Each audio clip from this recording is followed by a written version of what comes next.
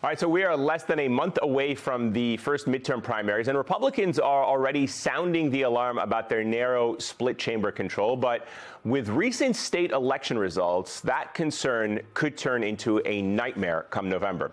And you don't have to look any further than Louisiana, where Democrat Chastity Verrett Martinez pulled off a shocking, decisive victory in the state's House District 60 election that was actually against Republican Brad Daigle. Donald Trump carried that district by a 13-point margin back in 2024. And Martinez isn't an outlier. There's also Democrat Taylor Remitt, who recently flipped a reliably Republican state Senate district in Tarrant County, Texas.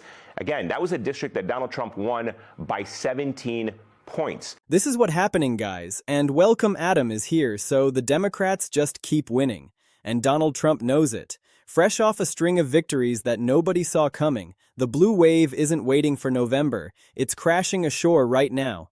Another special election, another district that was supposed to be safe Republican territory, another loss for the party that thought they had everything locked down. This time it's Western Tampa, Florida, of all places. A big night for Democrats in Florida, flipping two Republican-held legislative seats in districts that the GOP expected to hold on to. That includes Palm Beach County, where President Trump's Mar-a-Lago home is located. The other, an upset in the Tampa Bay area. 10 Tampa Bay News reporter Eric Glasser shows what it could mean moving forward. Well, a pair of election victories is giving Florida Democrats reason for optimism and raising new questions about the political landscape heading into the midterms. A district that does not vote Democrat, ever. And what happened? A blue-collar Democrat walked in, Navy guy, union guy, and took it. Straight up. No tricks, no gimmicks, just hard work and voters who had finally had enough.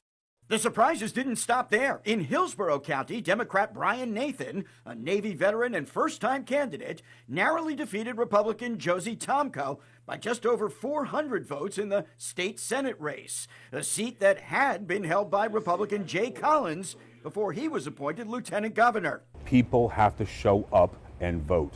We asked Collins about his former seat flipping blue, as it was widely expected to stay in GOP hands. And that's not even the one that stings the most for Trump.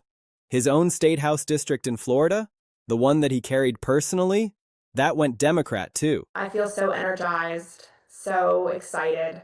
In Palm Beach County, Democrat Emily Gregory flipped the Republican seat in a district that Donald Trump had carried by double digits, and where Mar-a-Lago sits. And if we can win in Donald Trump's backyard, we can win anywhere. So let's be clear about what we're watching right now.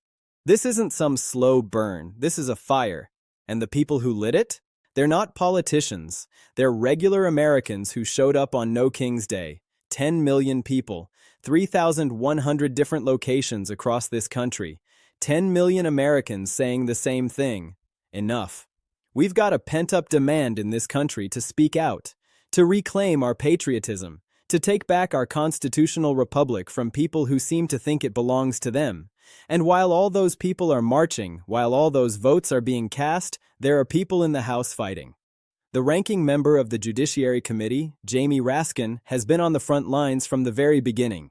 And he's been saying something that a lot of people didn't want to hear. He's been saying this is an existential fight. The fight for our lives. Those weren't just words, he meant them. Let's start with the letter, the one Raskin sent to Pam Bondi, the one that's going to make a lot of people very uncomfortable. Here's what happened. The Department of Justice, under Pam Bondi's leadership, sent some documents to the committees. They called it a mistake, an inadvertent disclosure. Oops, our bad. But here's the thing about what they accidentally sent. It included a memo from Jack Smith's investigation, the one they've been fighting to bury, the one they went to Judge Cannon to keep hidden. And in that memo, details about top-secret documents, the kind that only 6 people in the entire United States government have the clearance to even look at.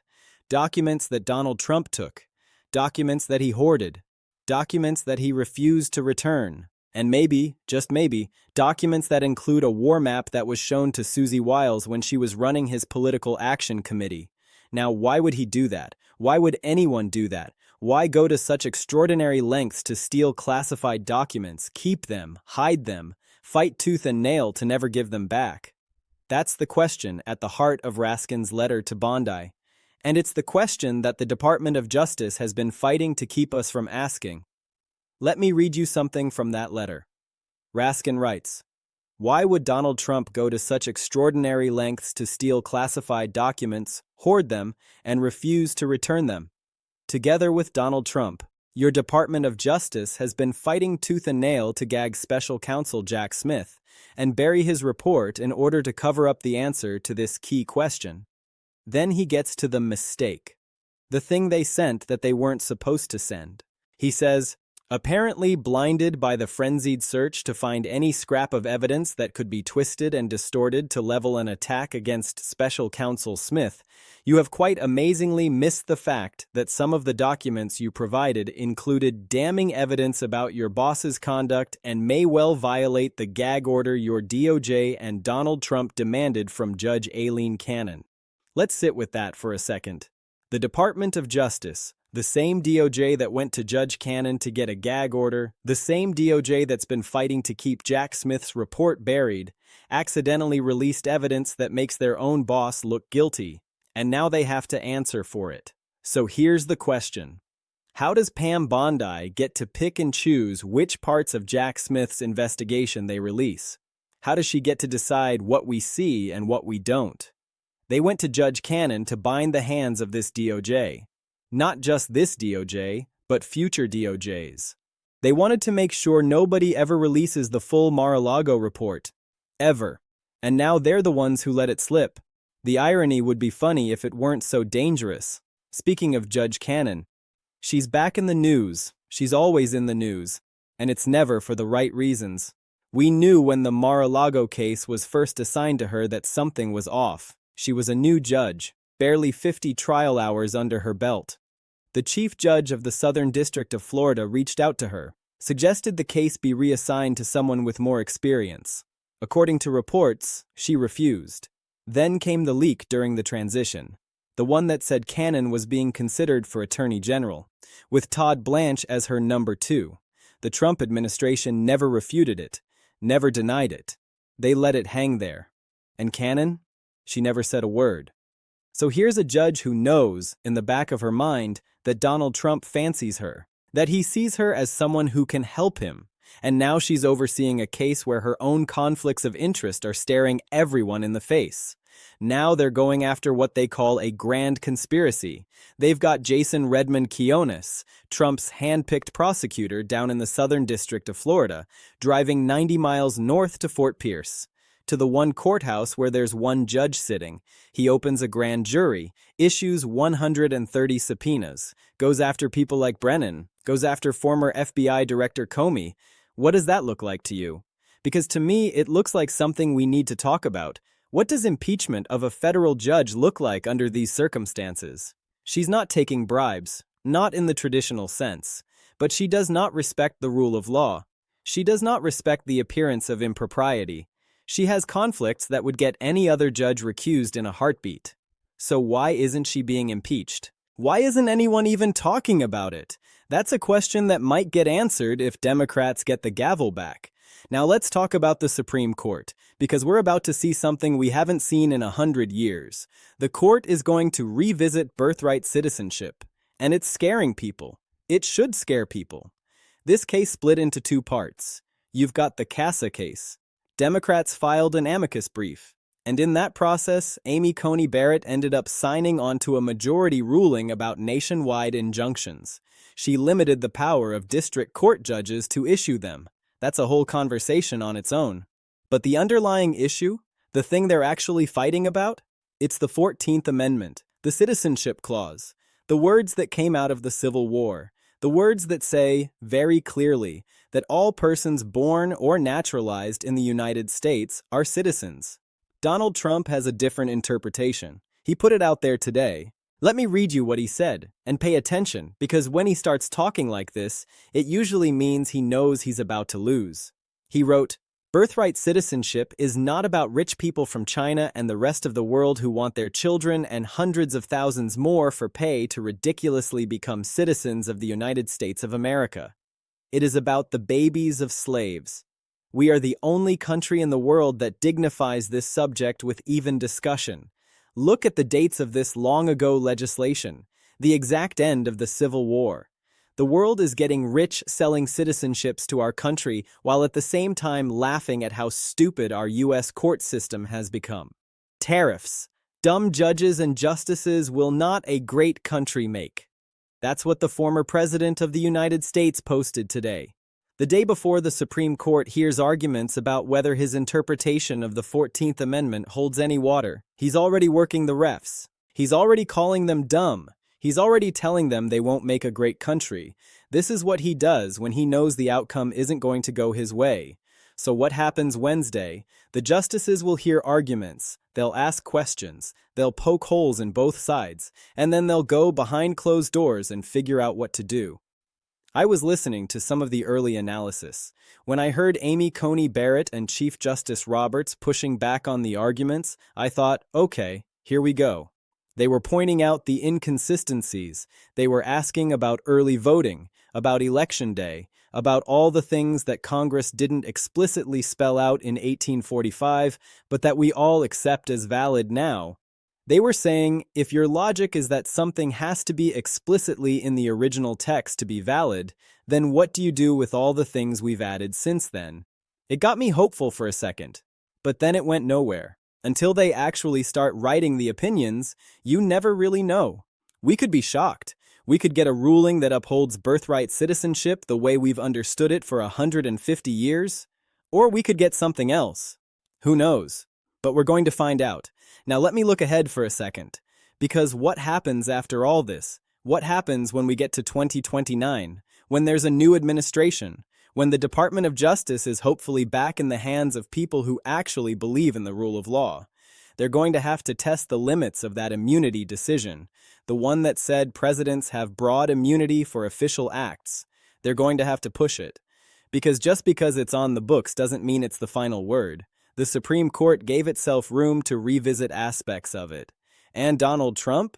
He's going to give them plenty of opportunities. Between now and the midterms, he's going to get more desperate. He's going to push harder.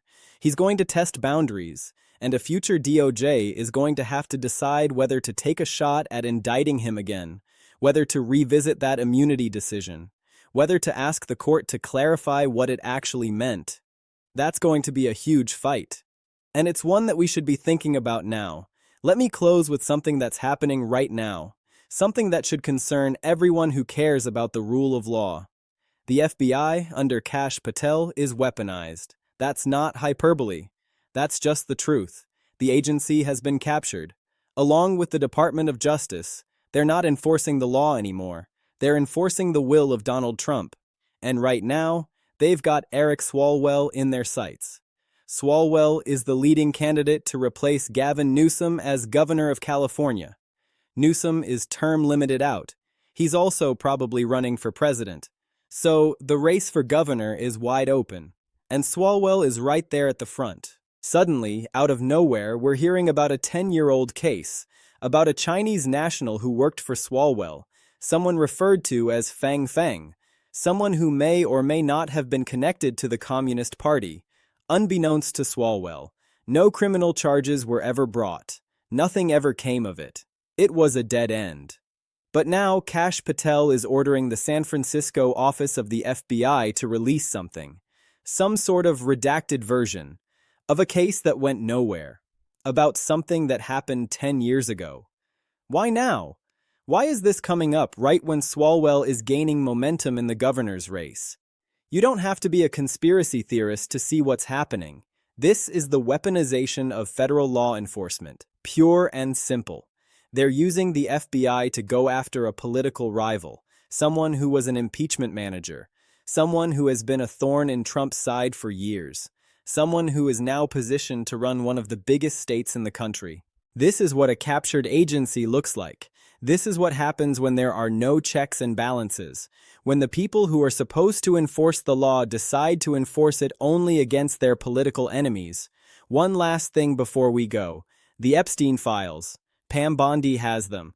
The House Oversight Committee has been asking for them. James Comer has been threatening subpoenas. What's going to happen? Is Bondi going to show up?